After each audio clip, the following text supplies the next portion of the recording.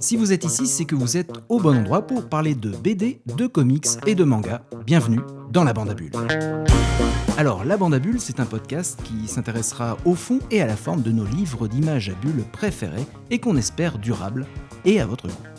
Dans cette entreprise, je suis accompagné par Adrien. Bonjour Adrien. Bonjour. Et Laurent. Salut Laurent. Salut Rémi. Quant à moi, c'est Rémi. Salut moi. Au programme de cette première émission, Adrien nous parlera du manga L'Orme du Caucase de Jiro Taniguchi, d'après l'œuvre de Ryushiro Utsumi, j'espère que je n'écorche pas trop le nom, suivi de ma modeste contribution au monde du comics avec la saga The Sixth Gun de Cullen Bunn et Brian Hurt, pour ensuite continuer avec Laurent qui nous présentera non pas une mais deux BD de Jim Bishop. On se posera ensuite tous la question de l'impact des adaptations sur la popularité des œuvres originales, vaste question. Et enfin, on terminera avec un petit tour de table pour savoir qu'est-ce qu'on lit en ce moment et qu'est-ce qu'on attend avec impatience. La Bande à Bulles, épisode 1, c'est maintenant, c'est tout de suite, et c'est trop bien. Alors du coup, c'est un podcast où justement on s'était dit qu'on voulait parler à la fois de comics, manga, BD, pas forcément rester sur un pôle, discuter justement d'à la fois la forme des choses qu'on a aimées, les coups de cœur, et parler justement un petit peu plus du fond, parce qu'il y a quand même beaucoup à dire sur le monde éditorial justement. C'est les lectures que j'ai depuis enfant. Et donc j'ai grandi avec la BD belge et donc du coup c'est ma porte d'entrée dans cet univers-là et j'étais chaud pour monter un podcast autour de ça, en parler avec d'autres gens qui partagent cette passion. Puis pour moi c'est aussi l'occasion en plus d'à la fois de partager mais de découvrir surtout vos recommandations et puis de continuer un petit peu mon exploration du médium qui ne fait que commencer je pense. Ouais, qui est infini je crois. Justement, tant que tu as la parole Adrien, on va commencer par toi avec justement un manga, donc on commence l'émission par un manga. Tu vas nous parler de L'Orme du Caucase. Je me suis dit que ça pourrait être intéressant de parler de L'Orme du Caucase de Jiro Taniguchi pour plusieurs raisons. Bon, non seulement pour l'intérêt que je porte à Taniguchi en général, mais aussi je pense que L'Orme du Caucase, au-delà du fait que c'est assez représentatif de son œuvre à plein de points de vue, je pense que c'est l'œuvre parfaite pour poser la question vraiment que je veux poser sur Taniguchi. En fait, à mon avis, c'est une des œuvres en tout cas les plus exemplaires là-dessus. Taniguchi, c'est donc un dessinateur qui est né en 1947. Ce qui est juste intéressant par rapport à ce que je vais dire ensuite, c'est de se souvenir que 1947, il faut imaginer ce que c'est de naître au Japon en 1947. C'est 2 ans après Hiroshima, Nagasaki. Donc le Japon, c'est un enfant de la reconstruction complètement. Il faut un petit peu se demander ce que c'est de grandir dans un pays qui est littéralement abattu, détruit et surtout humilié. C'est-à-dire qu'il faut se rappeler ce que c'est la défaite japonaise à la fin de la Seconde Guerre mondiale. C'est-à-dire que c'est vraiment c'est le fond du fond. Ce qui est intéressant, c'est que moi, quand j'ai commencé à le découvrir, je ne m'étais pas du tout intéressé en fait, au profil du tout ce dessinateur. Et je me souviens quand il y a eu des brèves en fait, et des news à sa mort en 2017. Et en fait, ça a été un choc pour moi de comprendre qu'il était même encore vivant en 2017. C'est-à-dire que je n'avais même pas réalisé qu'il était encore parmi nous et que c'était un auteur en fait, beaucoup plus contemporain que ce que je pensais. Moi, je le situais beaucoup plus dans les années 60, 70, je ne sais pas trop pourquoi. Mais peut-être par rapport à son style, il y a un petit côté un petit peu old-fashioned chez lui, en tout cas un petit peu old school. Ouais, et je crois que c'est pour ça dans sa temporalité, oui.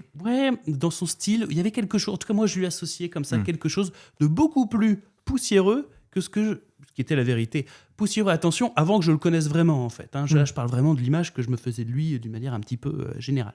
C'est un auteur que, dans l'imaginaire un petit peu collectif, pour moi, plus japonais, tu meurs, quoi. C'est-à-dire que c'est sujet japonais, personnage japonais, auteur un petit peu... l'image qu'on se fait de l'auteur japonais par excellence, du dessinateur qui va travailler 15 heures par jour à dessiner tout seul dans sa cave. Il faut dire que c'est des planches qui sont très très détaillées. C'est tout de suite qu'on fait défiler le manga, c'est ce qui nous marque tout de suite. Ce qu'il faut aussi savoir de Taniguchi, c'est que c'est un auteur extrêmement prolifique. Là, en plaisantant, je disais qu'il travaillait 15 heures par jour, mais c'est à peine une exagération. C'est-à-dire que c'est vraiment un bourreau de travail, un malade mental là-dessus, en tout cas, moi, un passionné, si on veut le dire un peu plus positivement. Et je vais citer quelques-unes de ses œuvres, à mon avis, les plus connues, mais en tout cas celles que moi-même je connais le mieux, mais parce que je vais tracer quelques petites comparaisons par la suite. Mais on va juste citer très rapidement L'Homme qui marche, Quartier lointain, extrêmement connu, il y a même une adaptation en film en France exactement. Journal de mon père, Le sommet des dieux, dont on reparlera peut-être un jour, si jamais on a le temps. Moi, ça a été ma porte d'entrée de toute façon, en Taniguchi, et à mon avis, c'est la meilleure porte d'entrée possible, entre guillemets. Alors, si on a un petit peu de temps devant soi, c'est-à-dire que c'est... 7 tomes, du coup je crois que c'est 4 ou 5.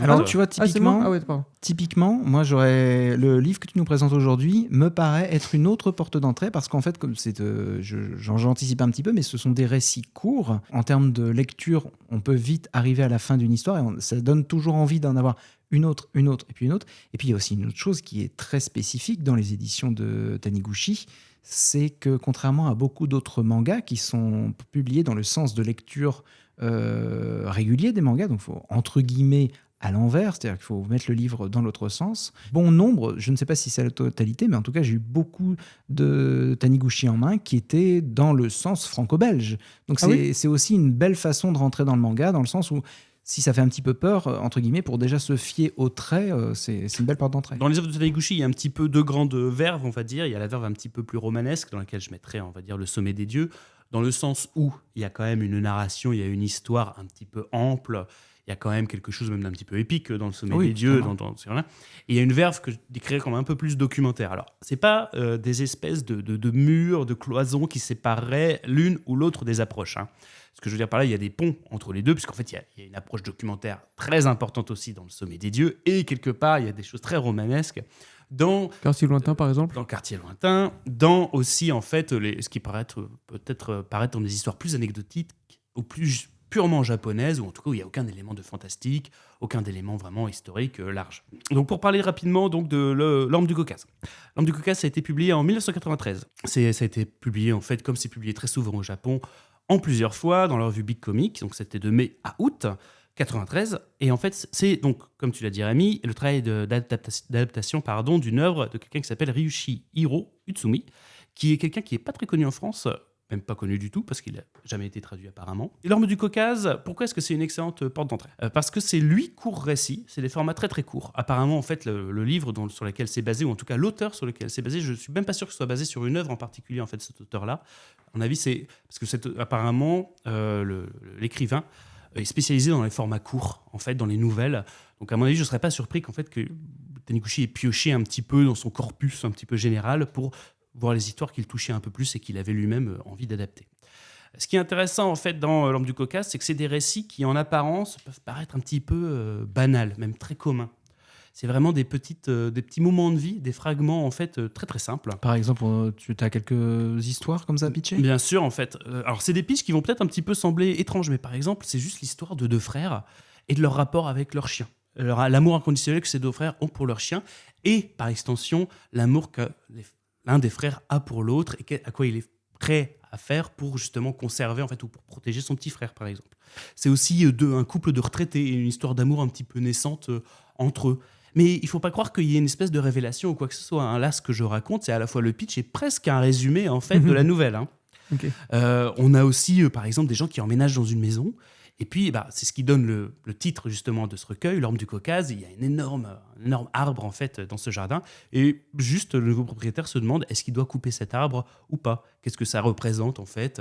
Est-ce que son propre confort a plus d'importance que cet arbre qui est maintenant centenaire ? Et qu'est-ce que, voilà. C'est vraiment des tranches de vie, des instants. Et puis, il y a vraiment quelque chose toujours d'assez suspendu dans son travail, qui est justement... en fait, moi, ce qui m'a beaucoup touché dans cette lecture-là, c'est qu'il y a l'histoire où on ne sait pas justement où on va être amené et on va trouver sur quelque chose qui est assez universel, qui va pas...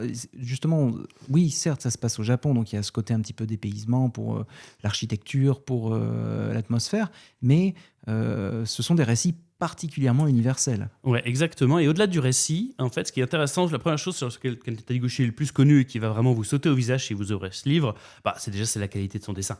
C'est-à-dire que là, c'est quelqu'un qui est d'une précision et d'une rigueur mathématique. C'est-à-dire que tout est détaillé. Il y a même un plaisir purement, encore une fois, presque documentaire à regarder ces dessins parce que tout est représenté. Il y a une précision presque historique qui fait que les reconstitutions des rues, des maisons, des chambres, du travail, il y a vraiment quelque chose de très très détaillé et de très très précis. Et justement, ça, pour rejoindre justement sur ces petits récits de la vie de tous les jours et de ces récits un petit peu universels, ce qui est assez intéressant, c'est que je pense que ces mêmes récits traités par un autre artiste n'aurait pas du tout le même impact. Là, c'est justement son savoir-faire à Taniguchi qui vient compléter. Exactement, et c'est là qu'on arrive au grand mystère en fait pour moi de Taniguchi qui permet vraiment où en fait l'Homme du Caucase c'est vraiment la bonne occasion de se poser cette question-là, parce qu'en fait on pourrait parler pendant des heures du découpage, de la mise en scène, du fait que son dessin il est presque mais impossible à prendre en défaut, c'est-à-dire que vraiment il n'y a jamais un moment où on a le sentiment qu'il est un cran en dessous.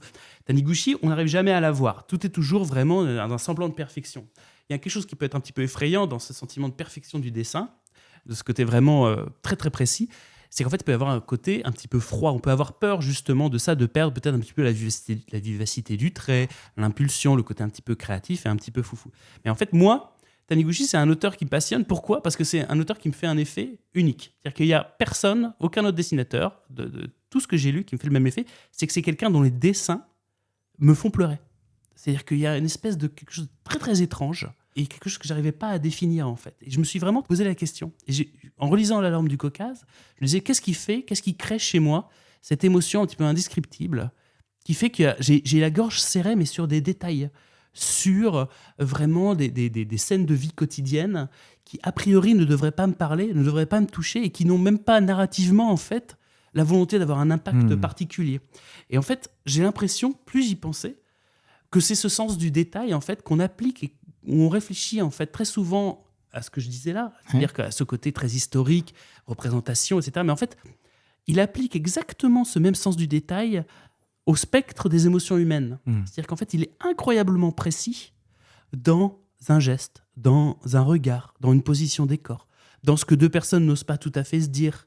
Et en fait, ils se jettent un regard, ou ils se penchent légèrement l'un vers l'autre. Il y a une pudeur, il y a une véritable Bien pudeur sûr. et une mesure. Alors ça, c'est tout japonais aussi, c'est-à-dire Oui. que c'est aussi le feu sous la glace, un petit peu. Mais c'est ça aussi qui est intéressant, comme tu le dis, c'est le fait justement de l'amener par le trait du dessin, par les cadrages aussi, qui sont aussi assez cinématographiques. Hein. Quelqu'un qui, comme je disais, c'est une belle porte d'entrée, comme tu disais, c'est une belle porte d'entrée, parce que justement, en termes de littérature manga, on est sur quelque chose de naturaliste. Hein. Et justement, le fait d'avoir dans ce petit détail, de sacraliser finalement ces petits éléments de détail, avec ce petit geste, avec justement cette petite attention, c'est extrêmement émouvant. C'est exactement là où je voulais en venir. Ah, bon. C'est-à-dire qu'en fait, son côté documentariste, c'est pas juste quelqu'un qui reproduit en fait la réalité.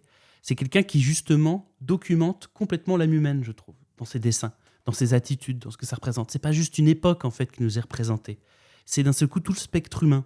C'est-à-dire que tout est en nuances de gris constamment dans les interactions humaines en fait. Rien n'est jamais gentil, méchant, trop fort, on n'est jamais dans la déclamation, les émotions paraissent extrêmement contenues.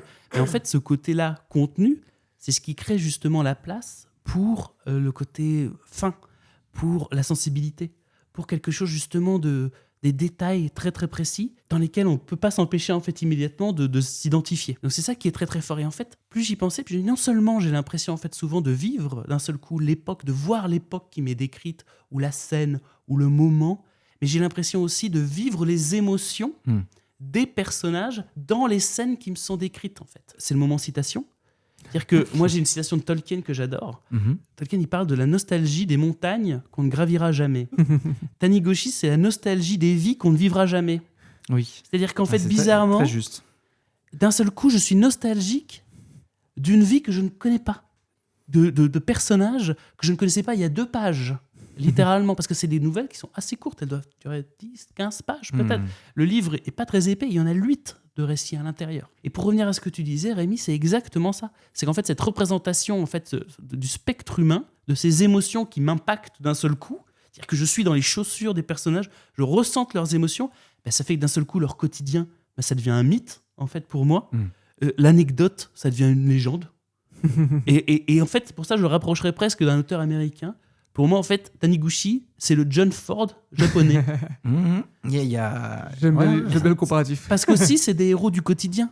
C'est-à-dire que c'est vraiment un retraité, un ouvrier, un père de famille, un barbier, un enfant. Jamais ce sont des personnages plus hauts, plus grands que nature. Ils ne sont que à notre niveau sans arrêt. Et on les lit d'autant plus, et on est d'autant plus avec eux constamment. Donc l'émotion, en fait, je pense, vient de là, maintenant. Donc moi, ce que je conseille aux gens, c'est de lire L'Orme du Caucase, de lire toute l'œuvre de Taniguchi en général. Je conseille, si les gens adorent l'Orme du Caucase, je conseillerais par exemple L'Homme qui marche, qui fonctionne un tout petit peu sur le même concept. C'est aussi des récits très très courts. Si les gens veulent lire aussi dans le même concept, c'est Le Gourmet solitaire. Et attention, ça donne faim, mais là c'est très centré. On est moins sur l'émotion, on est plus sur l'appétit.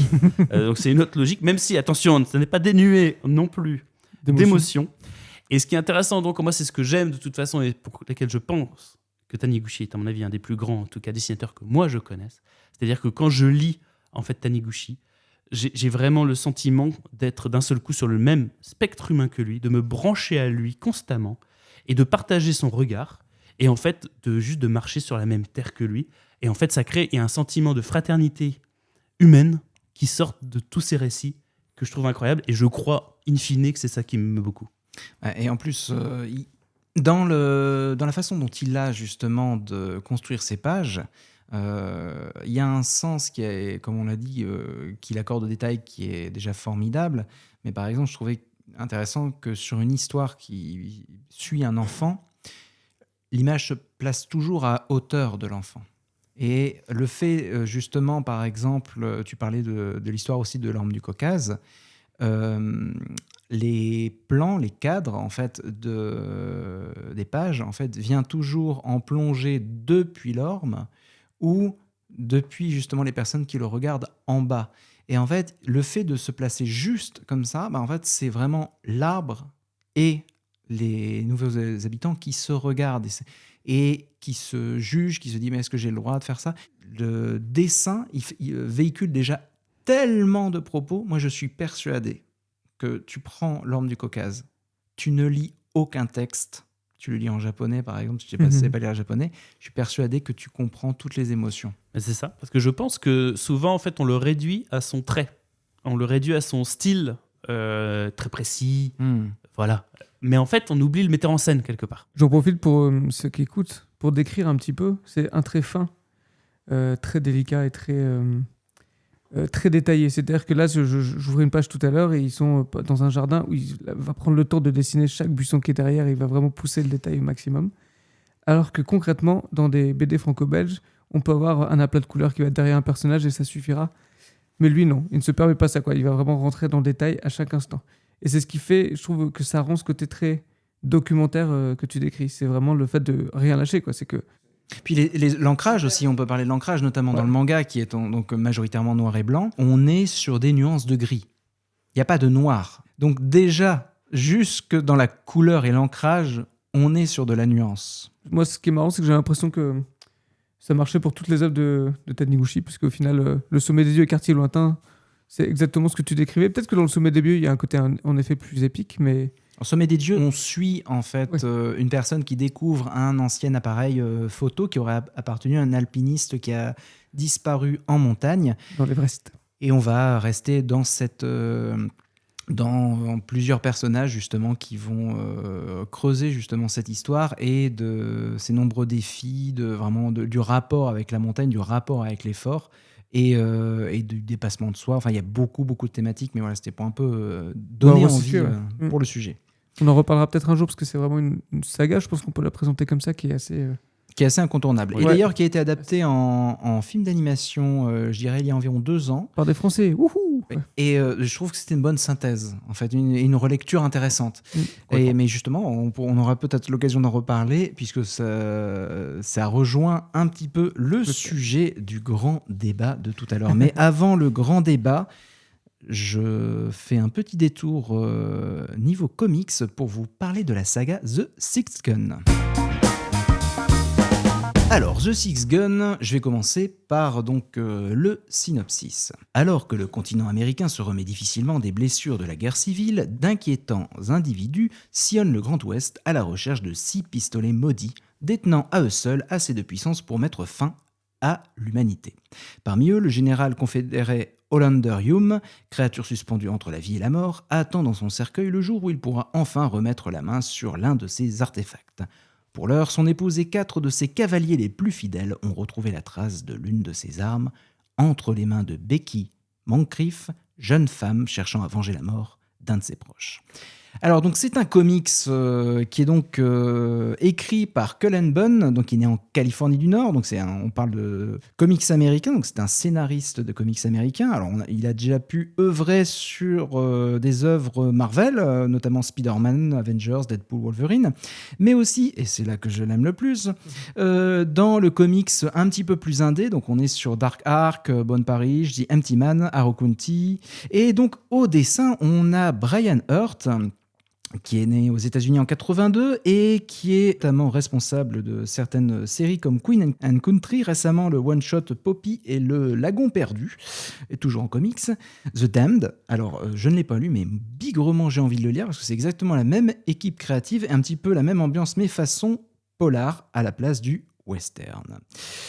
Et donc on a aussi Bill Crabtree, qui est donc le coloriste de la saga, et sur certains segments on a Tyler Crook qui vient en renfort, qui a travaillé sur notamment BPRD, L'Enfer sur Terre, Arrow County ou Petrograd. Alors c'est publié chez Oni Press, alors c'est un éditeur indépendant américain de comics. Donc c'est une saga qui est donc une saga d'ambiance western surnaturelle, saga qui a quand même été nominée aux Harvey Awards et aux Eisner Awards, qui est le Graal justement des prix de comics, en tant que meilleur auteur, meilleure couleur, meilleure nouvelle série. On va tout de suite rentrer dans l'art. C'est un projet casse-gueule. C'est tellement un projet casse-gueule que quand ils l'ont sorti en France, les 2 premiers tomes, ils étaient à 10 € au lieu de 15 prévus. Parce qu'en fait, le western et le fantastique, ça a été traité maintes fois. Et ça a donné des choses comme, si on parle par exemple en film, Wild Wild West, Cowboy et Envahisseur, Jonah Hex, au moment où c'est sorti, c'était un petit peu ça dans le public. Et c'est pas top toujours. Donc on est donc sur une histoire, on va partir justement dans une ambiance Far West, où on va avoir donc ces 6 armes qui ont des pouvoirs différents. Donc il y a une arme qui crache des flammes, une autre qui a la puissance d'un canon, une qui permet de voir l'avenir, une autre qui pourrit les chairs, ou une autre que je trouve particulièrement originale, qui peut ramener sous forme d'être toutes les âmes qu'elle a tuées. Donc, j'adore celle-là. Ah, c'est pas mal. Hein. Donc en fait, ce qui est assez intéressant pour moi, c'est une histoire avec plusieurs personnages. Donc c'est des récits d'aventure classiques. Hein. On est dans du récit pulp des années 60, hein, clairement. Donc avec tous les poncifs, on a plusieurs anti-héros, un long voyage, une quête d'un objet magique, un antagoniste qui est tout bien méchant. Mais ce qui est assez intéressant, c'est que pour moi, c'est une série qui justement se rapproche beaucoup des séries. C'est une histoire qui avance vite et qui rabat les cartes extrêmement souvent. En fait, moi, quand j'ai commencé ça, je me suis dit, ok, c'est sympa. C'est sympa parce que non seulement ça avance vite, le trait, alors j'aurai l'occasion d'y revenir, mais le dessin est en ligne claire, donc c'est quelque chose qu'on a moins, c'est moins crasse-spec, c'est plus accessible, notamment parce qu'il y a des choses un petit peu monstrueuses. Et à partir du 2e, 3e tome, je me dis, ok, là il se passe un truc. En fait, oui, on est dans le Far West, mais on va parler de vaudou, on va parler de mythes bibliques, on va parler de mythologie amérindienne, on va parler de vrais règlements de compte et de braquage de banque. Et en fait, on arrive sur une sorte de récit qui arrive à synthétiser de façon extrêmement divertissante et synthétisante l'ensemble des mythes américains. Déjà, ça me plaisait beaucoup. Mais ce qui m'a plu aussi, et ce qui m'a très agréablement surpris, c'est que tous les personnages, que ce soit des protagonistes ou des antagonistes, et notamment les personnages secondaires, ont leur propre récit. Mais dans d'autres comics, on va avoir des petits récits annexes pour dire « Ah ok, tu sais pourquoi lui il a une jambe de bois ?» Ouais, c'est pas ça. Et, bon, c'est pas très intéressant. Là, chaque récit pourrait être complètement dénoté de l'histoire générale et être tout aussi intéressant. Les personnages sont extrêmement bien fouillés et du coup, c'est aussi un petit peu l'une des thématiques du comics, c'est forcément l'affrontement entre le bien et le mal et à quel point plus l'histoire va avancer, plus en fait les lignes vont se brouiller et les camps vont commencer à beaucoup bouger. On est dans un univers très gris. C'est le cas dès le début avec ce personnage qui consulte l'arbre des pendus. Oui, Drake Sinclair. Et là, tu sais pas dès le début en fait, tu sais pas si c'est quelqu'un de bien en vérité. Exactement. Il fait quand même un sale coup dès le début. Et qui l'amène après à mieux se défendre pour la suite, mais je trouve que dès le début, tu as cette ambiguïté, dès le premier tome. Exactement. Et donc, pour citer un petit peu, contextualiser ces personnages, donc on a justement Drake Sinclair, hein, donc qui est une sorte de personnage un petit peu sombre, un petit peu ambigu, qui essaye justement de chercher à réunir ces différentes armes. On a donc Rebecca Becky Moncrief, qui elle hérite d'une de ces armes, notamment celle qui voit l'avenir. Il faut savoir que pour récupérer l'une de ces armes démoniaques, il faut tuer son porteur précédent. Et bien sûr, vous pouvez avoir plusieurs armes. L'objectif de la série est donc bien sûr pour l'antagoniste de réunir ces 6 armes. Et lorsqu'on aura réuni ces 6 armes, on pourra ouvrir une sorte de souterrain qui est donc bloqué justement par une serrure. On ne pourra mettre que ces 6 armes pour avoir vraisemblablement un pouvoir qui dépasse l'entendement. Bon, on a d'autres personnages comme Bill John, Asher Cobb ou Gord Cantrell, qui sont toujours des personnages à côté, qui sont très intéressants, qui sont des acolytes. Comme je vous disais, ce qui est très intéressant pour moi, c'est justement de voir à quel point c'est une série qui se permet, comme dans une série, de bousculer les conventions très rapidement. Dans cette vibe très pulp, justement, avec ce dessin, j'allais y revenir, le dessin, pour moi, c'est une vraie réussite. Parce qu'en fait, ce genre de récit-là, on l'attend sombre, on l'attend extrêmement gore, on l'attend sale. Et on est dans une ligne claire qui rappelle presque certaines BD franco-belges. Alors c'est un ressenti très éloigné, hein. J'entends déjà les puristes hurler, mais moi, ça m'a fait penser à Tintin par certains moments, puisque Tintin a ce côté parfois de ligne claire, bien sûr, mais aussi de récits matinés de surnaturel. Et en fait, ce qui est assez intéressant, c'est un récit qui, je pense que si on l'avait traité de façon beaucoup plus naturaliste, il aurait été vraiment très dur. Le pistolet qui pourrit les chairs, il y a des zombies, il y a des momies, il y a de la magie, il y a des sorcières, il y a des monstres, il y a un petit peu tout.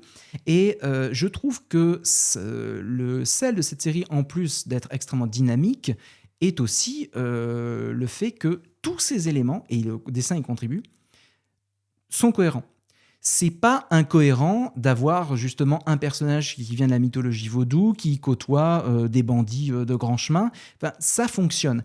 Et la BD, je ne peux pas trop révéler parce que du coup, il y a beaucoup de choses qui se passent, mais plus la BD avance, plus de mythes et de retournements de situation font qu'on fait cohabiter énormément de choses. Et en fait, à aucun moment, ça ne tombe dans l'écueil de « Ah, on a fait une listing, alors on a mis un monstre, on a mis ceci, on a mis cela. » Non. Tout est exactement à sa place. Vous ne pouvez pas retirer un personnage sans dénaturer toute l'intrigue. Et je trouve il y a un amour pour chaque personnage qui est assez intéressant. Je te rejoins complètement sur un truc. Pour préparer l'émission, pour expliquer, j'ai essayé de lire quelques tomes. J'ai donc eu le temps de lire que le premier. Le premier, j'ai trouvé tellement dense qu'arrivé à la fin, j'ai vraiment cru que c'était la fin. Je me suis dit, c'est bizarre qu'il y ait un deuxième tome. J'ai ouvert les premières pages du deuxième tome et en fait, oui, il réussit à relancer l'intrigue directement. Et je pense qu'il y a un truc... je connais pas l'auteur du tout, mais on sent une générosité, une envie de tout raconter, de mettre un maximum de choses. Et ça fait pas pour tout. Et je trouve que c'est très bien dosé. Je suis d'accord avec toi, c'est hyper riche. Et quand tu me dis qu'il aborde plein de thèmes et de croyances diverses, je suis vraiment curieux de voir où est-ce qu'il va avec tout ça, parce que déjà le premier tome me paraissait hyper chargé, quoi. Et puis il y a un travail extrêmement stylistique où en fait, en gros, alors ça c'est dans le tome 4, je ne révèle pas une grande chose, mais il y a tout un chapitre sans aucun mot. Okay. Et juste la narration, elle est purement visuelle. Et ce n'est pas justement quelque chose de contemplatif, c'est de l'action, il se passe plein de choses et ça marche super bien. En fait, moi, ça m'a donné l'impression d'avoir des mecs qui se sont amusés à dire on va écrire quelque chose, on va dessiner quelque chose, on va sortir notre bac de jouets, on va tout mettre sur la table et il n'y a pas un jouet qui n'a pas son sens dans l'intrigue. Donc il y a un délire justement très pulp, très fun, très ludique et en même temps, il y a un vrai fond, et notamment, ce qui m'a surpris, c'est à la fois les personnages secondaires, mais aussi l'aspect dramatique, que ce soit parfois le niveau de romance, le niveau de choix que doivent faire les personnages, qui sont vraiment assez compliqués. Et je ne vais rien révéler là-dessus, mais à ce jour, ce pourquoi j'ai choisi de vous parler de cette BD, de ce comics plus précisément, c'est que pour moi, c'est la meilleure fin de comics que je n'ai jamais lue. Donc c'est une saga relativement courte. Quand vous vous embarquez pour The Six Gun, vous avez du coup ces 8 tomes auxquels vous savez qu'il y a une fin. Et Et je trouve qu'ils ont eu le bon goût de s'arrêter au bon moment. Et moi, je vous conseillerais de le lire si vous aimez forcément le western un petit peu matiné de fantastique. Il faut savoir que si vous n'aimez pas le western, parce que parfois les récits westerns sont c'est un petit peu lié, mais un petit peu aride. Vous le voyez déjà dès le 2e tome avec la couverture, bascule parfois dans le bayou, dans des univers enneigés. Enfin, on est dans des choses qui sont visuellement pas... c'est une grande aventure. Voilà, et il y a un affect pour tout. Et en fait, ce qui est assez intéressant, c'est que dans un premier tome où il y a finalement beaucoup de personnages, tu vas comprendre toujours leur motivation, tu vas comprendre d'où ils viennent, où ils vont.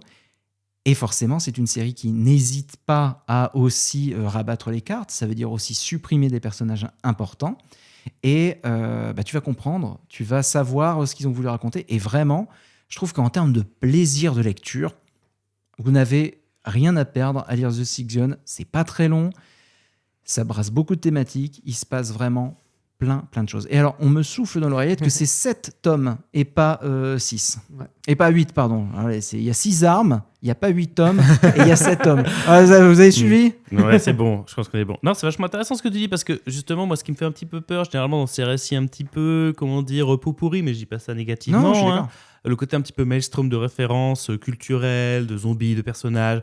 Parfois, on a un petit peu peur, tu sais, qu'on se fait plaisir. On fait aussi ça pour faire plaisir. Mais ce que tu as l'air de dire, c'est qu'il y a une vraie architecture. Par contre, au niveau des personnages, il y a des vraies émotions. Il y a vraiment...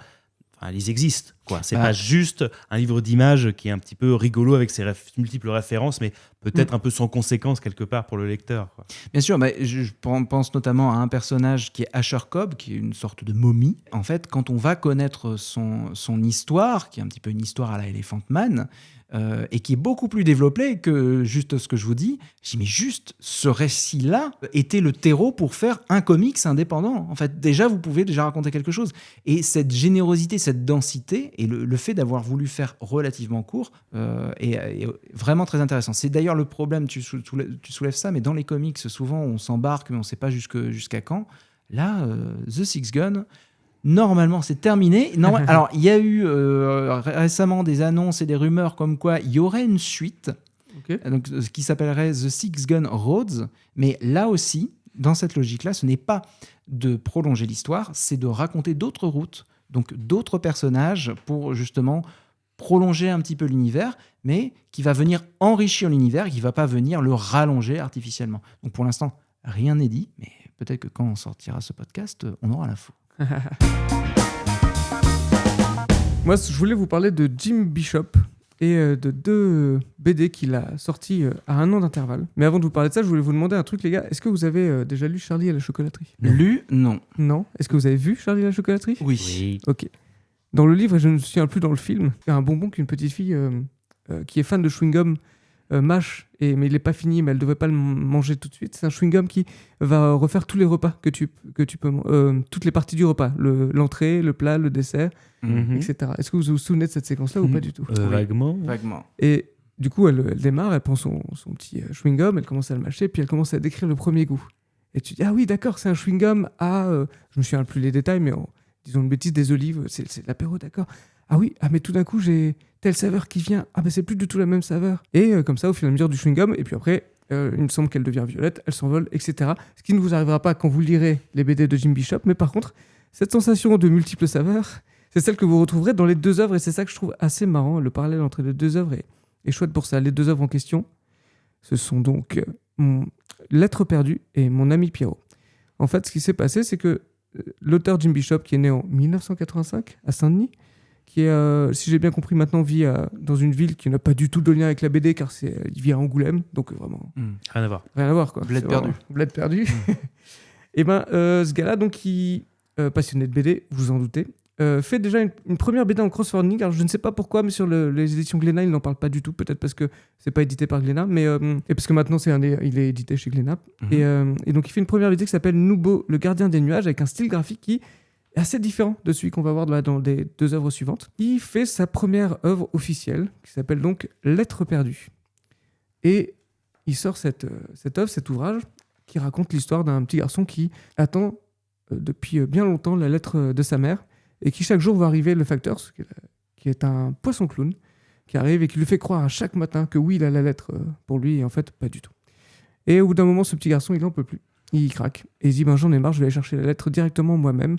Il prend sa 2 chevaux et il part. Quand je vous dis ça, vous dites déjà, c'est un peu particulier. Et c'est parce qu'en fait, l'univers est très créatif. C'est vraiment un univers un mélange entre Miyazaki, Moebius, une espèce de SF un peu étrange, un peu rétro, où on a un inventeur qui a inventé dans un monde qui a réussi à créer des machines pour que les poissons puissent évoluer avec les humains. Il y a un côté un peu Dali, moi, quand je l'avais lu. Ah, un ça a eu côté un cet peu effet-là. étrange, même. Un léger malaise. Ouais, tu te demandes qu'est-ce qui se passe. Ouais. Justement, moi, la référence Miyazaki, oui. Mais alors moi, j'avais la référence, notamment avec mon ami Pierrot, aussi de Last Man. Ouais. De faire cohabiter en fait un univers qui est, alors en tout cas pour mon ami Pierrot, qui est relativement féodal, assez préservé, avec des thématiques beaucoup plus adultes en face, qui en fait se fait une énorme rencontre. Surtout qu'il y a le personnage principal de mon ami Pierrot me fait beaucoup penser au personnage Elorna de Last Man d'ailleurs. Ah, c'est marrant. Oui, mais même physiquement. Ouais. Et je trouve que justement ce mélange est vraiment extrêmement surprenant. Ouais, en fait, il explique lui-même qu'inconsciemment, il a consommé forcément du Miyazaki et qu'il a digéré et que du coup, il le ressort un petit peu à travers son trait. J'ai écouté quelques interviews de lui pour pouvoir vous parler des œuvres. Il a quel âge ? Il a notre âge, enfin quasiment, quoi. Il est de 85, donc il doit 36 du coup. Et donc du coup, je dis n'importe quoi, 38. En fait, il a donc sorti sa première œuvre, Les Lettres perdues. Ce qui est marrant, c'est ce mélange de références. Et en fait, ce que je vous expliquais tout à l'heure en introduction avec ce bonbon à multiples saveurs, c'est qu'on démarre avec une forme de naïveté, que je trouve que tu retrouves un petit peu aussi dans la deuxième œuvre qu'il a faite un an après, et ça bascule, et c'est de plus en plus sérieux et de plus en plus intense ce qui se passe dans le récit.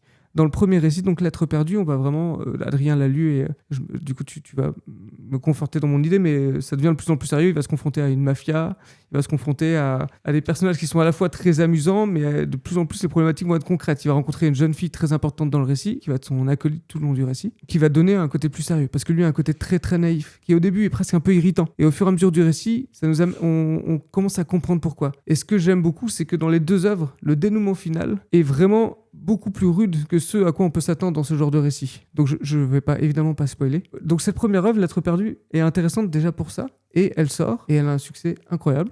Il se retrouve à avoir plusieurs prix. Et ce qui est amusant aussi, c'est qu'il travaillait déjà sur sa deuxième œuvre, pendant qu'il commençait à recevoir des prix. Il avait bien avancé sur Mon ami Pierrot. Est-ce que tu peux resituer un petit peu l'intrigue La deuxième intrigue est un récit qui va raconter l'histoire d'une jeune femme qui s'ennuie ferme, qui est vouée à être mariée à un prince, mais son rêve à elle, c'est de devenir danseuse. Et un jour, elle sort d'un spectacle de danse, et dans la rue, elle rencontre un homme de spectacle, Pierrot, qui essaie de lui faire un tour de magie, puis qui disparaît aussi sec, et elle est amenée à le recroiser, et lui dit « Qu'est-ce que tu veux vraiment dans la vie ?» Elle fait un souhait, et son souhait à elle, c'est la liberté. Il décide de l'accompagner pour qu'elle réalise son rêve d'être libre.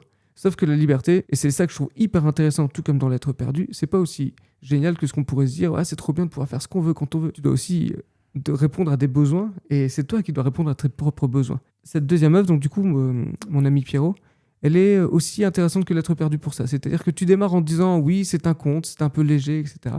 Et puis tout d'un coup, tu te retrouves face à des problématiques beaucoup plus dures et beaucoup plus rudes. Est-ce que mon ami Pierrot, qui est si magique, fantastique, est-il un être aussi merveilleux que ça ? Et en plus, il joue avec la comptine qui a elle-même un double sens. Oui. Ça m'a beaucoup amusé.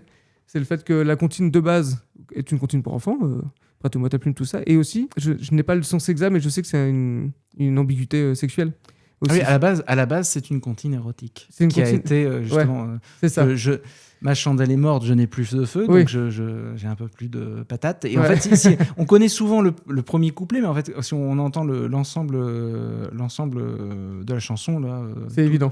Tout devient assez clair.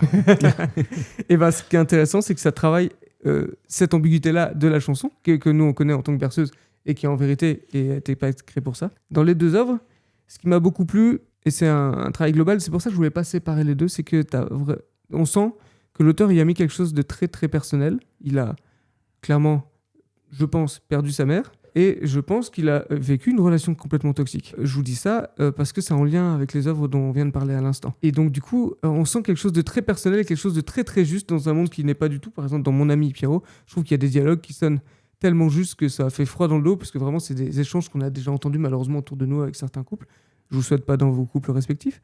Il faut dire que Mon ami Pierrot, je me permets, Ouais. mais pour moi, est vraiment une très bonne BD pour parler de l'emprise. Ouais, tout à fait. Que Là, on l'emprise rentre de- un petit peu, je pense, dans la partie spoil. Et du coup, on va... Voilà, Ouais, on ira donc, doucement. voilà. Mais bon, voilà. Mais je suis d'accord avec C'est toi. en Ça parle de l'emprise. Et du coup, si on est sur la partie spoil, je peux vous dire que L'être perdu, c'est une œuvre sur le deuil, sur le fait de perdre quelqu'un. Et comme on est dans cette partie spoil, il y a un gros débat qui a animé Adrien, mais pas que toi, figure-toi. Beaucoup de gens ont été surpris par cette fin qui semble un petit peu additionnelle. Tu t'en souviens ? Ah, je fais plus que m'en souvenir, Ouais. oui. Et surpris, c'est un euphémisme. Ouais. C'est Et un en fait, petit peu plus dur que surpris, Ouais. mon sentiment, mais... c'est très rude et très soudain. C'est surtout ça. Du coup, l'auteur, j'ai écouté, il expliquait pourquoi ça. Et il était énervé, tu vois. Quand l'intervieweur lui dit bon, il y a beaucoup de gens qui sont un peu. Qui trouvent que la fin est sujet à débat et tout. Non, mais la fin, elle n'est pas sujet à débat, les gars. Vous savez pas ce que c'est. Alors, du coup, je spoil complètement. Mais- Alors, allons-y. Ouais, enfin, Sinon, vous prenez le podcast d'ici 3 minutes. Arrêtez-vous. Voilà, arrêtez-vous. Prenez. lisez la enregistre- BD et revenez Voilà, écouter. voilà, Ouais, c'est revenez, ça. voilà. Parce que à ce moment-là du récit, on apprend que le deuxième personnage principal qui accompagne le petit garçon, la jeune fille dont je parlais tout à l'heure, en fait, se suicide. Et en fait, cette soudaineté, c'est quelque chose qui, lui, a traversé. Je ne sais pas dans quel contexte, parce qu'il est assez pudique, donc il ne va pas l'exposer comme ça. Mais lui dit, la soudaineté de la perte d'un être cher, je l'ai ressenti telle quelle. C'est vraiment, j'ai eu la sensation que quelqu'un allait bien, et que du jour au lendemain, en fait, il m'avait caché qu'il allait pas mal. Il faut savoir que toute la BD, c'est un sujet sur ça, sur le fait de se cacher les choses, se dire les choses ou pas se dire les choses. Et en l'occurrence, quelqu'un qui va mal, on ne le sait pas forcément, et du jour au lendemain, on apprend qu'il s'est suicidé, du coup, pour les gens qui sont dépressifs ou suicidaires. Et du coup, pour lui, c'était un enjeu hyper important. Il disait, il n'y a pas de débat, cette fin, elle est comme ça. Bon, après, évidemment que l'auteur fait ce qu'il veut, mais c'était intéressant quand même de le voir vraiment piqué au vif, tu sais. C'était, en fait, vous ne comprenez pas, les gars. Si vous n'avez pas compris cette fin, c'est que vous ne comprenez pas ce que je suis en train de décrire. Non, mais c'est intéressant ce que tu racontes, hein, parce que justement, en même temps, ça résume tout mon problème avec cette fin. C'est-à-dire qu'en fait, je ne peux pas la débattre, puisque ça compte autant pour l'auteur, quelque part. Ouais. Je ne veux pas la débattre, parce que je comprends tout à fait ce qu'il veut dire. Le problème, c'est que ça ne me suffit pas à moi en tant que lecteur, Ouais. comme raison. En fait, c'est juste ça. Après, moi, c'est le sentiment que j'avais sur L'être perdu. Moi, j'ai pas lu Mon ami Pierrot. Hein. L'être perdu, moi, j'ai mis pas mal de temps avant de rentrer dans l'univers, mais j'ai trouvé que parce que il faut quand même mettre un gros point d'attention sur le fait que c'est un univers très, très, très surréaliste. Oui. Mais là, vraiment, c'est-à-dire que sur le premier tiers, c'est pas qu'il faut s'accrocher parce qu'on comprend très vite qu'il n'y a pas de cohérence interne à comprendre ou quoi que ce soit. On est dans un monde vraiment fantasmé. On a l'impression d'être dans un rêve un peu quelque part. Hein. Tout est possible. On a l'impression que tout peut arriver. On nous présente une ville avec ses règles, avec ses habitants, avec sa mafia, etc. Mais voilà, tout est toujours un petit peu en décalage constamment. Arrivé à milieu de la BD, en fait, j'ai trouvé qu'on trouvait vraiment un point d'équilibre intéressant parce qu'on était entraîné un peu plus dans l'histoire, un peu plus avec le personnage. Il y avait un véritable élan qui était vraiment intéressant, avec une scène qui est magnifique à un moment, avec un personnage qui voit un avion qui vole, on va dire, pour que les gens puissent comprendre que j'ai trouvé sublime. Mais c'est un petit peu le pic, je trouve, de la BD, parce que moi, pour le coup, la fin m'a vraiment perturbé. Je pense que l'auteur a probablement réussi aussi son coup, c'est-à-dire que je vois ce qu'il veut dire plus maintenant même que j'ai ton explication, c'est-à-dire que je vois ce qu'il veut dire par la soudaineté en fait et le caractère un petit peu perturbant en fait de cette fin, parce que moi en tant que pur lecteur j'ai l'impression que rien ne l'a mené et j'avais l'impression qu'on d'un seul coup on me mettait une petite claque derrière la tête en fait en disant tu vois c'est comme ça en fait quand quelqu'un se tue. Mais en fait, cette fin-là, on aurait pu la faire avec n'importe quelle autre histoire, j'ai l'impression. C'est là où je te rejoins pas du tout. J'ai pas vraiment senti en fait la nécessité de m'avoir raconté tout ce qui a précédé pour me faire cet effet-là. C'est-à-dire qu'en fait, cet effet-là, j'avais l'impression que j'aurais pu l'obtenir dans à peu près n'importe quel type d'histoire. Non, moi je te rejoins pas sur ça, parce que tu vois, t'as un personnage qui est omnibulé par sa quête, et tellement omnibulé qu'il en oublie même de vieillir, et quand il arrive au bout de sa quête, il se rend compte qu'il a vraiment, du coup on est toujours dans la partie spoil, qu'il a vraiment perdu sa mère, et qu'elle est morte, et qu'il y a 5 ans, et qu'il le sait, et qu'il est dans le déni depuis 5 années, et bah tout d'un coup, il apparaît vieilli, enfin pour ceux qui l'ont lu, là, c'est ceux qu'on lu. Mais alors on apprécie déjà la densité de ce qui est raconté à la base. Ça, c'est la ligne narrative numéro 1. Ouais, mais... Alors, on apprécie quand même tout ce qui est raconté là-dedans déjà. C'est énorme. Je suis d'accord. Et après, quand t'es omnibulé par tes propres problématiques, tu ne vois pas celles des autres. oui, mais là où je suis pas d'accord avec toi. Vas-y. Mais moi, j'ai plutôt apprécié L'être perdu. Hein, mais simplement, cette fin-là, pour moi, elle offre un débat énorme. Ouais. Mais là où je suis pas d'accord avec toi, c'est que si nous, en tant que lecteurs, on avait vu qu'elle allait mal et que le personnage principal lui-même, on voyait qu'il ne voyait pas qu'elle allait mal. Je comprends, en fait, à ce moment-là, la fin qui arrive. Mais en fait, rien ne nous est indiqué à nous non plus, en tant que lecteurs. Parce qu'en fait, on est aussi nous-mêmes dans un espèce de point aveugle là-dessus. D'où la surprise. Mais je crois que c'est volontaire. Ouais. Mais d'où ma frustration, en fait. Mais moi, pour l'avoir lu une deuxième fois, tu sais, elle va quand même s'isoler quand lui retrouve son père et qu'il se retrouve à discuter avec elle. T'as quand même toute une séquence d'elle bourrée qui décrit sa vie merdique, d'enfant adopté, etc. Enfin, il y a quand même tout ce bagage-là. Oui, mais ce que tu racontes pas aussi, c'est qu'il y a une ellipse énorme temporelle entre la fin Oui, de ce c'est qui est vrai. la ligne narrative numéro 1. C'est Donc vrai, on c'est va vrai. dire le deuil que doit accepter le personnage principal. Et c'est plusieurs années après. C'est-à-dire que nous, en fait, c'est tout un passage qu'on ne voit pas. Mm. Et qu'on nous fait d'un seul coup cette conclusion en fait de quelques pages, mais qui en fait on a l'impression est la conséquence de plusieurs années que nous n'avons pas vues. Donc ça fait qu'en conclusion narrative, j'étais moi un petit peu frustré. Donc ma question parce que le but c'est pas du tout d'abîmer l'être perdu, parce que je pense que c'est une lecture vraiment qui vaut complètement le coup. C'est qu'en fait je crois que ma frustration pour moi c'est pas tellement en fait ce saut temporel et cet événement qui arrive et qui est surprenant, c'est que le récit s'arrête une page après. En fait je crois que c'est ça mon problème. C'est-à-dire que ça me dérange pas, mais c'est un nouveau point de départ qui m'est présenté là. Et en fait, ok, mais en fait j'ai besoin de traiter ça moi émotionnellement aussi à ce moment-là. Ouais. Je viens de passer je sais pas moi, sur 100 pages, 90 pages, à voir ce 200 personnage. pages. Pardon, c'est parce que. Les 90%, on va dire, du pardon. roman, à voir ce personnage traiter un sujet qui est deuil numéro 1. C'est dur de terminer en rouvrant d'un seul coup une cicatrice qu'on venait de refermer et en ne la refermant pas narrativement, en fait. Je comprends que c'est l'effet qui est attendu.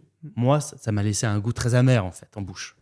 Mais c'est volontaire, je pense. Et moi, ma question, c'est est-ce que narrativement, tu as l'impression que mon ami Pierrot, parce qu'il arrivait après, et plus, alors on va peut-être pas être d'accord sur le mot, mais plus maîtrisé narrativement ou en tout cas un peu plus abouti, ou est-ce que t'as l'impression que les reproches que moi je peux faire sont un peu corrigés en fait dans la suite? Je pense que c'est plus maîtrisé, mais à la fois ça n'a aucun sens de dire ça parce qu'il a développé vraiment en parallèle du. L'être perdu est sorti, il était en train déjà de dessiner mon ami Pierrot. Donc il a pu faire évoluer certaines choses. Ce qu'il expliquait, c'est qu'avec tous les prix, il s'est mis à douter de son propre travail, donc à retravailler certaines choses. Il y a une structure qui est un peu similaire. Ouais, une structure qui est un peu similaire. Notamment, alors, voilà, il y a- le saut temporel. le son et là temporel aussi, à la toute fin, en fait, le principe d'épilogue, on le retrouve. Ouais. Néanmoins, Il est moins violent, je pense. il, parce que... il est beaucoup moins violent. C'est-à-dire que, par exemple, à L'être perdu, par rapport au récit et à la structure, où il y a justement des points de rupture, je trouve que dans mon ami Pierrot, justement, c'est tout l'intérêt, je trouve, aussi de ça. C'est-à-dire qu'on n'est pas dans un univers aussi barré que dans L'être perdu, dans le sens où c'est un univers médiéval, où il y a de la magie, donc vous pouvez y retrouver des références. Et ça va aller par couches. C'est pour ça que je parlais beaucoup de la semaine, où au début on commence dans quelque chose de très la vallée des rois, c'est quelque chose de féodal, et avec ce personnage qui vient de notre monde, qui est un petit peu bizarre. Et là on va être un petit peu pareil, justement, ça va venir vraiment par couches, et les transitions vont se faire de façon un petit peu plus douce. Néanmoins, il y a justement d'autres personnages dans Mon ami Pierrot qui ont des retournements assez surprenant, mais disons que à l'inverse de L'être perdu, ça sert toujours le propos global. Mais c'est vrai qu'il y a un vrai parallèle à faire entre les deux œuvres. Mais on vous laissera découvrir et Rémi... Faites-vous votre avis. Rémi lira et nous en parlera aussi. Oui, parce que du coup, j'étais un petit peu spoilé, mais... Oui, mais voilà. j'avoue. Voilà, oui, Voilà. La surprise, pas tout à fait. Oui, mais par contre, On se cachera justement, pas. ce qui est assez intéressant, c'est que par rapport à ce que semble être du coup la fin de L'être perdu, j'ai l'impression que, sans rien trop dévoiler de l'intrigue, etc., mais sur la fin, ce que disait Adrien en disant il y a quelque chose qui est lancé et nous on n'a pas vu, dans Mon ami Pierrot, je trouve que c'est l'inverse, parce qu'il repart sur un épilogue où d'un seul coup on condense beaucoup une grande période, mais ça nous permet, entre guillemets, en à peine 1 ou 2 pages, à nous amener à une certaine fin. Ouais. Mais c'est un auteur intéressant. Hein, En tout cas, le style graphique déjà est assez iconoclaste. En tout cas, il faut vraiment... de toute façon, c'est des belles BD, juste avec des couvertures qui font envie. Donc, n'hésitez pas à les ouvrir. C'est un petit effort pour un grand plaisir. Eh bien, écoutez, je vous propose tout de suite de passer dans le grand bain. On va lancer le sujet du jour. L'impact des adaptations sur la popularité des œuvres originales. Alors ça, c'est un vaste sujet qui concerne justement BD, comics et manga, parce que quand même, il faut savoir que dans le monde du cinéma et des séries, on a eu beaucoup d'adaptations. Je vais vraiment citer en diagonale, mais pour vous rendre compte de l'intégralité des œuvres. On a bien sûr l'intégralité de l'univers Marvel ou DC Comics, Walking Dead, Last Man, Akira, Death Note, Astérix, Tintin, les Schtroumpfs, Il y a vraiment beaucoup. Il y a les algues vertes, il y a les vieux fourneaux, X-Men, Watchmen, Naruto, One Piece, l'Attaque des Titans, Akira, etc. C'est vraiment un bon vivier de scénarios pseudo-original, du coup, pour les productions. Moi, je trouve que c'est normal pour un truc très simple. Je sais pas si vous allez me rejoindre. L'argent. Non, en fait, je trouve que ce qui me plaît énormément dans l'univers de la BD depuis toujours, c'est la sensation que tu peux vraiment raconter ce que tu veux, mais vraiment ce que tu veux, avec juste ton stylo, ce qui est aussi le cas d'un roman, on est d'accord. Le travail de l'auteur pour trouver comment raconter son récit et pouvoir mettre ce qu'il veut, des monstres, des choses immenses, des choses toutes petites, aller vraiment dans tous les extrêmes, ou alors raconter quelque chose de très quotidien, comme le fait Taniguchi. Je trouve que c'est la richesse de la BD et engendre forcément une envie quand ça fonctionne évidemment et c'est évidemment pour l'argent, mais donne vraiment un super terreau en tout cas pour créer du cinéma. En fait, sur les œuvres, il y a aussi une chose toute bête, c'est que lorsqu'on adapte une œuvre, forcément, en série ou en film, on se dit, quoi qu'il arrive, que mon film soit bon ou pas bon, il y a au moins le public, vu que l'œuvre elle a déjà trouvé son public, c'est-à-dire que le public sera déjà curieux de voir, donc ça nous assure certaines vues. Mais au-delà de ça, notamment, je vais commencer un petit peu par l'éléphant dans le couloir, mais donc on a forcément l'univers Marvel qui sursature justement les cinémas depuis quelque temps. Ce qui est assez intéressant sur justement ce rapport entre les adaptations, c'est que notamment chez Marvel, il y a toujours une temporalité. Par exemple, quand il va y avoir un film qui va sortir, on va demander aux auteurs de dire bon, tu vas faire beaucoup allez, là il y a Deadpool qui sort, 10 mois avant, 1 an avant, tu vas écrire plein d'histoires Deadpool pour que ça sorte en même temps que le film. Et d'ailleurs, je me souviens, alors je crois que c'était sur Wonder Woman, je peux me tromper, je crois que c'était Wonder Woman 1984, fait un énorme plat. C'est-à-dire qu'en fait, le temps que ça traduit et que ça arrive en France, comme le film a été retardé, on a eu une vague de sorties Wonder Woman qui ne s'expliquait pas, et le film qui est sorti 2 mois après. Okay. Et en fait, dans l'univers des comics, et notamment chez Marvel, il y a forcément quelque chose de très intéressant, parce que les gens qui ne connaissaient pas le personnage, ils ont vu le film, ils disent « j'ai envie de lire un petit peu plus sur ce personnage-là », mais les personnages de comics ont un énorme problème, que ce soit Batman, que ce soit Spider-Man, etc. Ce sont des personnages qui sont régulièrement réinventés, rebootés, mais en tout cas, potentiellement, ils sont dans une seule et même ligne narrative depuis qu'ils ont été créés. C'est-à-dire qu'en gros, à quelques exceptions, dans la grande majorité, tout ce qui est arrivé à un personnage, on va dire que 70% de ce qui est arrivé à un personnage est considéré comme canon, c'est-à-dire fait partie de sa vie. Même, donc voilà, on joue justement sur le fait que le personnage n'a pas forcément d'âge, etc. Et dans le comics américain, ce qu'il faut avoir conscience, c'est que c'est une nation qui est finalement assez récente, et le comics américain, c'est un reflet des mythes et des opinions politiques, sociologiques des différents personnages. Dans l'univers Marvel, c'est d'autant plus parlant que certains personnages sont le reflet d'une certaine façon de voir la société. C'est intéressant justement de les voir parfois se confronter, dans le sens où c'est à travers ces personnages-là, de façon de voir les États-Unis, par exemple, s'affronter. Mais ce qui est assez intéressant, c'est que justement, quand un film sort, il y a justement tout ce passif. Et alors, du coup, on sort justement des comics un petit peu best-of, malheureusement, depuis quelques années. Si justement le personnage, il est un petit peu plus simple ou un petit peu différent, on va faire un petit ravalement de façade et on va essayer de le faire rentrer dans la case du film. Et c'est comme ça qu'on a des personnages, par exemple, républicains jusqu'au bout des ongles et alcooliques notoires. Iron Man, qui dans l'univers MCU est devenu quelqu'un de très flamboyant. Il y a eu un petit ravalement de façade et le mec est plutôt bon gars maintenant. Non, ce qui est intéressant, j'ai l'impression qu'en fait, pour vous, est-ce qu'aujourd'hui, c'est une source d'adaptation aussi immense, parce que ça a été longtemps et ça l'est encore, c'est un espace créatif beaucoup plus, avec beaucoup plus en fait, de prise de risque, parce que c'est une économie qui ne suppose pas les mêmes montants, et il y a un vivier d'auteurs et de création qui est beaucoup plus large, en tout cas en nouveautés, constamment.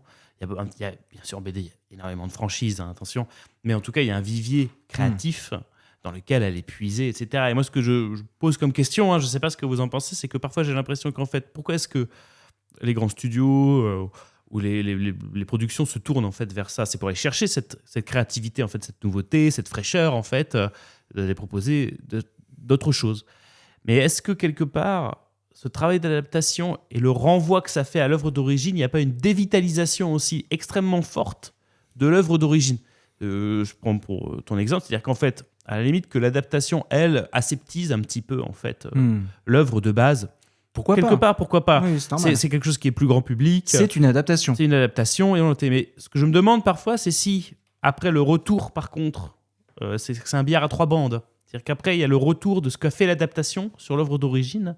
Est-ce que ça n'abîme pas parfois la création en fait de base, que le film soit bon ou mauvais d'ailleurs. Oui, mais de toute façon, on a connu ça par exemple avec Spider-Man, qui est quand même un fleuron du comics américain, qui, suite à ces différentes itérations et adaptations en film, a connu régulièrement des ravalements de façade et du coup, on dit ok, on va recommencer, on dit voilà, on va rejeter une nouvelle base. Ce qui fait qu'en fait, Spidey est rentré vraiment dans une grande phase où en fait, il change tous les numéros. On rabat tellement les cartes qu'en fait, c'est très compliqué de s'impliquer sur le long terme. Or, les comics jouent là-dessus sur que va-t-il se passer le mois prochain. Et là, le fait que ce soit systématiquement réinventé. Alors parfois, ça sert certains personnages. Par exemple, moi, j'aime beaucoup Moon Knight dans l'univers Marvel, qui est un personnage, je pense qu'il a jamais beaucoup dépassé les 3 tomes et qui est constamment réinventé. Il est sur Disney Plus en série maintenant, c'est ça ? Il est sur Disney Plus en série, mais donc voilà, il peut y avoir aussi maintenant cette relecture-là, mais par exemple, c'est un personnage qui a constamment été réinventé. Ah oui. Mais ça fait partie de son ADN. Donc là, pour le coup, c'est un petit peu l'exception qui confirme la règle. Alors, est-ce que tu dirais que l'adaptation Disney Plus a fait du bien ou du mal au personnage ? Moi, je dirais qu'elle a été ambivalente à ce niveau-là, dans le sens où c'était un personnage qui était vraiment pas connu, donc ça a apporté beaucoup plus de notoriété au personnage. Donc là, ça l'a vraiment aidé à consolider sa série, parce que si c'est tellement rebooté Moon Knight, c'est parce qu'on a eu des grandes périodes où ça sortait plus parce qu'ils disent bon, ça marche pas. Mais d'un autre côté, le fait de l'inscrire dans l'univers super-héroïque, etc., de donner des codes, a totalement réduit le personnage. Parce que pour expliquer en 2 mots qui est Moon Knight, c'est un ancien tueur à gages qui est laissé pour mort dans une mission où il fait un acte de bravoure et il meurt dans une pyramide égyptienne. Il revient à la vie. Ça arrive. Bon, ça arrive. Shit happens. Et donc, il revient à la vie avec une apparition qui lui dit voilà, je suis le dieu de la lune, Khonshu, voilà, tu vas être mon cavalier, etc. Sauf que ce personnage-là, il a un trouble de la personnalité. Il a différentes personnalités. Et la BD ne tranche et ne tranchera jamais vraiment sur le fait de est-ce que ce mec est complètement juste timbré et que les aventures qu'il vit, en fait, c'est juste dans sa tête et il s'en est juste sorti, ou est-ce que vraiment c'est un messager avec des pouvoirs ? Alors, j'ai pas lu les tout derniers tomes, mais de ce que je crois comprendre, c'est que maintenant, c'est totalement associé que oui, il a des pouvoirs, etc. Et je trouve que c'est tellement dommage, parce que c'était tout le sel. Je pense que c'est parce qu'il y a eu un moment un petit peu un idéal, c'est-à-dire qu'il y avait l'idée d'un retour d'ascenseur au niveau du public. C'est-à-dire que je pense qu'il y a beaucoup de productions, notamment de Marvel ou DC, qui se sont dit, OK, on va renvoyer... Les films vont bénéficier évidemment des lecteurs de base. Ils vont aussi ramener énormément de gens qui n'ont jamais ouvert un comics de leur vie. Et je pense qu'il y a toujours cette tentation de se dire, il y a un coup à tenter à ramener tous ces gens qui ont aimé le film vers maintenant les comics, encore une fois pour avoir plus de ventes, pour que tout ça marche mieux. Et je pense que c'est un pari en fait qui n'a jamais fonctionné. Non. C'est-à-dire que je pense que ça se transvase très très bien entre fans de comics, fans de cinéma, mais je pense qu'énormément de gens qui sont... De toute façon, on n'a pas des succès aussi importants que Marvel ou même les films moyens de DC, sans en fait aller piocher dans du très grand public, des gens qui n'ont aucune sensibilité en fait, qui n'ont jamais ouvrir une BD de leur vie, et essayer de ramener en fait ces gens-là vers la lecture derrière pour suivre le personnage qu'ils ont peut-être aimé dans le film, ça a toujours été un pari un petit peu foireux, et c'est peut-être cette logique-là en fait qui amène à aseptisation, c'est peut-être trop fort, mais en tout cas à des ponts qu'on a créés un peu trop artificiellement entre les différents médiums, quoi. Oui, et puis aussi, il y a une vraie rupture. C'est-à-dire qu'en fait, l'adaptation vient clore définitivement, souvent, une certaine représentation. Par exemple, si on parle des Gardiens de la Galaxie, qui est un comics qui était vraiment, vraiment pas le haut du panier, qui était quand même relativement inconnu avant les films, maintenant, l'équipe s'est un petit peu reformée façon film, et on est reparti là-dessus. Alors, ça apporte des nouveaux lecteurs, mais c'est quelque chose de très transitoire. Et il n'y a pas... Parce qu'on pourra se dire, ouais, mais ils disent ça parce que oui, ils ont touché à nos jouets, ils l'ont adapté. Et comme on le disait tout à l'heure, l'adaptation, c'est normal. Il faut synthétiser. Tu ne peux pas avoir des dizaines et des dizaines d'années. Il faut saisir juste de récits, de les condenser en un film. Il faut avoir la substantifique moelle. Mais, par exemple, quand le travail d'adaptation et de réinterprétation peut jouer sur quelque chose de rétroactif, tant qu'il y a un amour du produit original, et pas un peu « Attends, ça va être marrant, on va piocher ça ». Moi, par exemple, ce qui m'a beaucoup marqué dans les années 2000, au moment où Wolverine caracole dans les cinémas, il dit ouais, vachement bien ce personnage, il est un peu grumpy, il fume des cigares, il est un peu violent. On va adapter des autres personnages de comics. Hellboy, il fume des cigares, il a un tempérament, il est un peu violent. Je trouve que c'est un peu un faux débat. Pour moi, vous faites fausse route quand vous dites qu'il y avait un objectif de ramener, peut-être au tout début, et encore j'ai un doute, l'objectif de ramener des gens qui ont vu les films à la lecture de BD.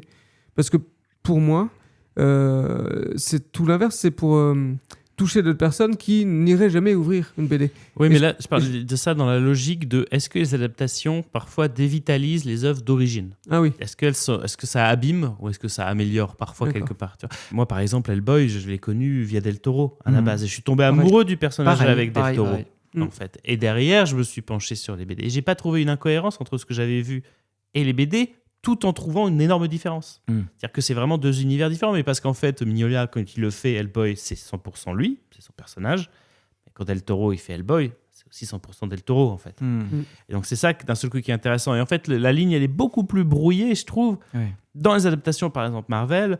Je te donne l'exemple, par exemple, de Civil War, tu vois, qui reprend d'un seul coup le nom d'un run très particulier, l'adapte vaguement. Ah ouais, mais très très vaguement, voilà. Alors que ça a une ampleur... Pour le coup, le dévitalise l'arc narratif de base complètement pour le rendre très très grand public. Et aujourd'hui, voilà, quand on parle de Civil War, les gens pensent à l'adaptation du film et pas à l'arc de base. Enfin, évidemment, il y a des tas de gens qui y pensent aussi, mais ça, c'est pas très très embêtant. Et ce que je veux dire par là, c'est que d'un seul coup, tu vois, Marvel, comme on a une logique d'adaptation, un côté un petit peu moins de personnalité dans ce travail-là d'adaptation, moins le côté je mange, je digère, je redonne, mais avec ma vision, mon approche. Ce que fait, je trouve, par exemple, Spielberg et tout le monde dans Tintin, on sent qu'ils adorent Tintin, mais on sent aussi que c'est 100% un film de Spielberg.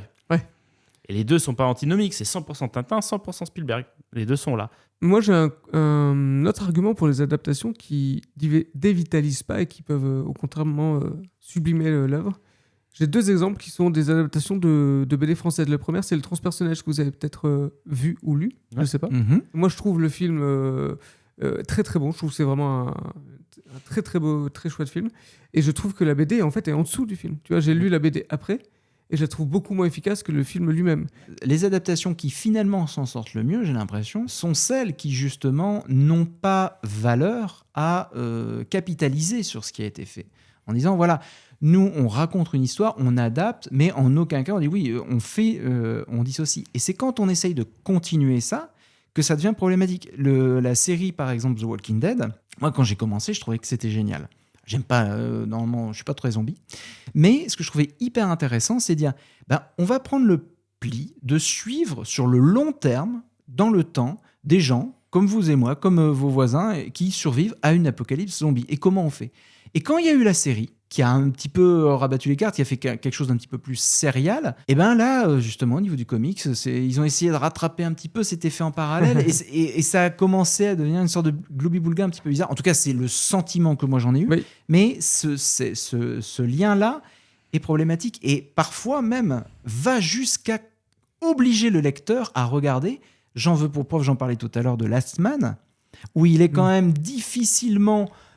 si vous lisez tout Last Man, il y a quand même une grande partie de l'intrigue qui va vous sauter au visage à un moment que vous n'allez pas comprendre. Si vous avez regardé la série préquelle...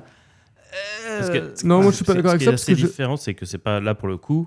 J'ai l'impression que c'est un univers plus transmédia, c'est-à-dire que la série est une étape en fait de la narration. Exactement. Plutôt qu'une adaptation, si tu veux, d'une partie qui est là. Et tu vois, c'est très intéressant la question des adaptations des BD en film d'animation. C'est intéressant notamment dans l'univers d'ici, parce qu'on a, je trouve, deux exemples qui sont très intéressants. Tu as par exemple l'adaptation, justement, pour rester sur Alan Moore, de Killing Joke. Gros dossier. Qui est visuellement très moyenne, alors que le dessin de base a quand même un caractère de dingue. C'est-à-dire que vraiment, il y a un malaise aussi dans l'image. Il y a quelque chose, il y a une violence crue, il y a quelque chose de très très spécial, il y a une finesse même. Et d'un seul coup, tu regardes, moi, je sais pas ma BD préférée ni d'Alan Moore, ni ton dessinateur. Hein. Mais par contre, il y a une cohérence complète entre, je trouve, ce que l'histoire veut raconter, son style graphique. L'œuvre est cohérente en elle-même. Et quand on regarde l'adaptation en fait en animation, c'est vachement intéressant parce qu'il n'essaie pas vraiment de mimer en fait le style visuel du dessin. Il crée quelque chose de moyen, d'assez aseptisé finalement visuellement, un look un petit peu, ouais c'est ça, un peu clean.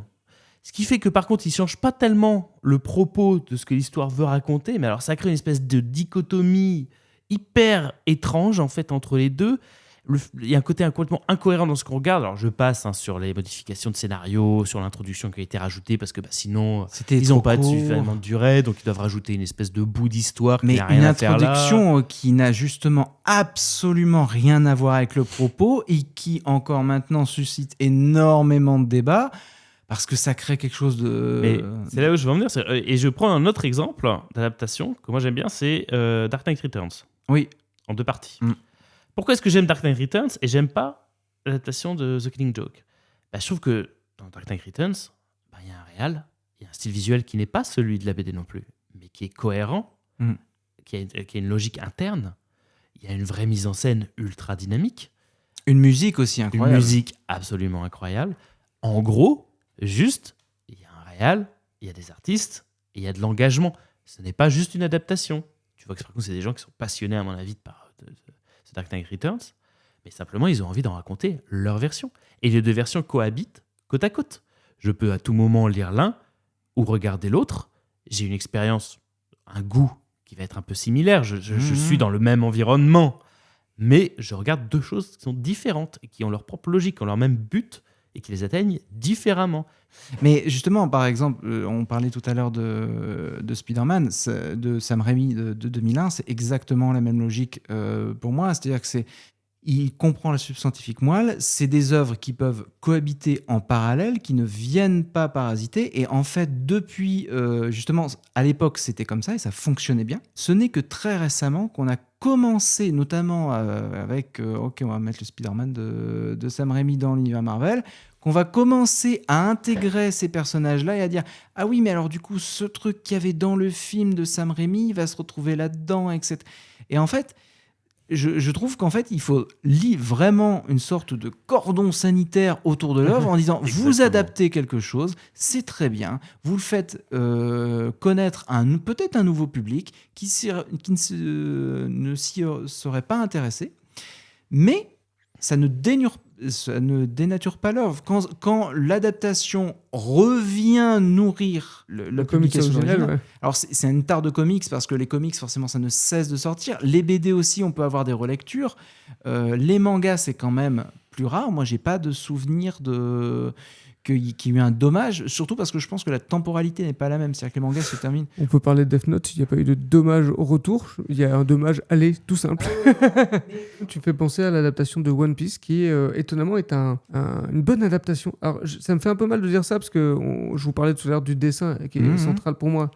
Et là, il dégage. Mais tu parlais de la caricature. Et dedans, les personnages, ils ont encore un peu cette dimension. Ils ont encore ce côté caricatural. Et je trouve que c'est une adaptation qui donne envie aux gens qui n'ont jamais lu de découvrir. Pour le coup, c'est vraiment l'adaptation qui fait faire le chemin inverse. Noé, avec qui je vis, a vu la série et du coup s'est penché ensuite sur le One Piece. Elle a commencé au début, elle a eu 2-3 tomes, donc autant dire qu'elle a encore du temps.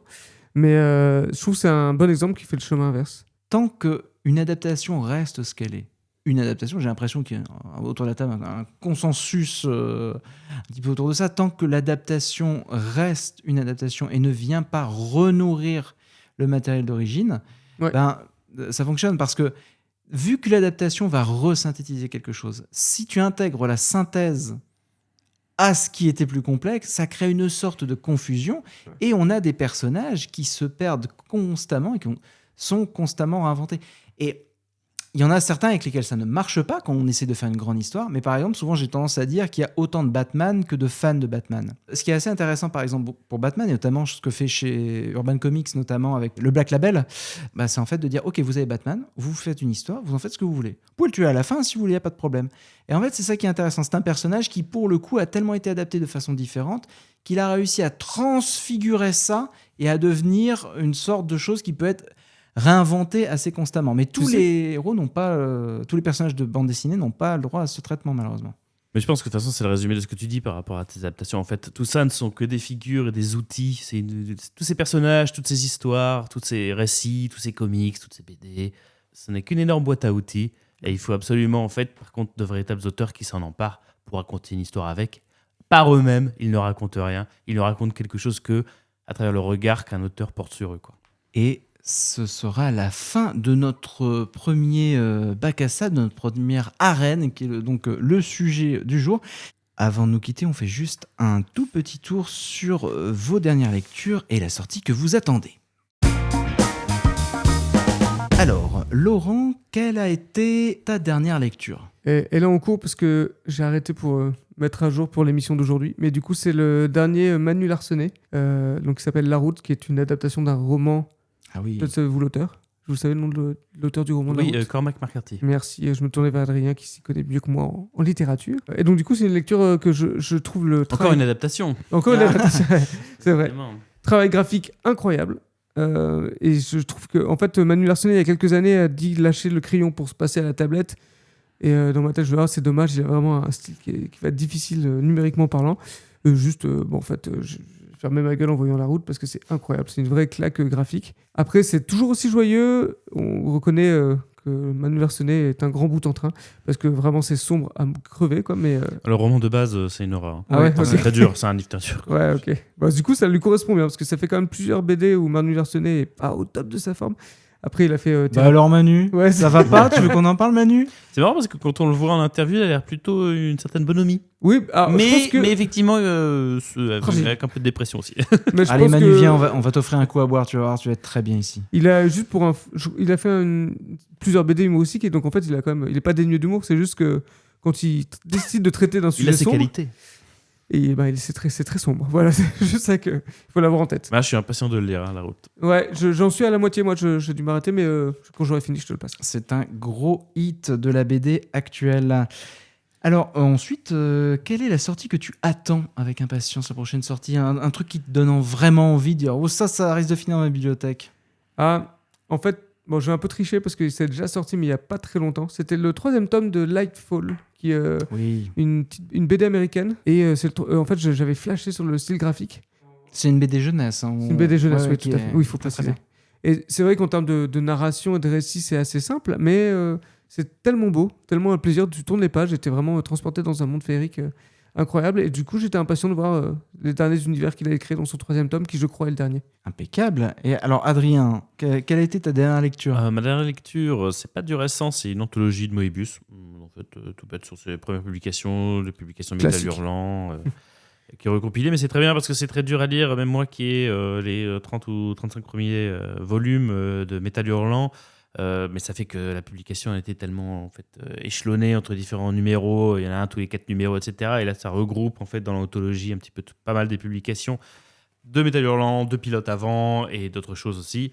Donc c'est extrêmement plaisant, notamment une BD qui s'appelle Le Bandarfou. Et alors là, on en reparlera. D'accord. Juste pour Sacré préciser, programme. il faut peut-être juste préciser que Métal Hurlant et Pilote sont des BD qui sont réédités maintenant, mais Des Pilote, ça magazines. n'existe plus. Des magazines de BD, pardon. Excuse-moi. Ouais, tout à fait. Donc voilà, ça c'est du classique. Et alors la prochaine lecture là, que je vais faire, c'est le tome 2 de Révolution de Groisel et Locard, qui est sorti il y a quelques mois, mais que je n'ai pas encore eu l'occasion d'ouvrir, notamment parce que je l'ai feuilleté et je me suis dit, mince, il va falloir que je relise le premier tome, Ah, ça arrive qui est souvent. sorti il y a quand même un petit moment maintenant, notamment parce qu'officiellement ils veulent faire 3 tomes de Révolution pour Liberté, Égalité, Fraternité. Ils ont réalisé que déjà le tome 2 est divisé en 2 tomes, donc en fait, bref, on est parti sur du long cours, donc il faut mieux être un peu prêt pour être dans les starting blocks pour faire sa lecture en un coup. Donc voilà, je me prépare. Et D'accord. juste un petit jeu, si vous lisez le premier tome, saurez-vous trouver Éric Zemmour. Voilà. C'est le jeu, trouver le Zemmour. Je n'en dis pas plus. Cookie les Zemmour. Peut-être une nouvelle rubrique.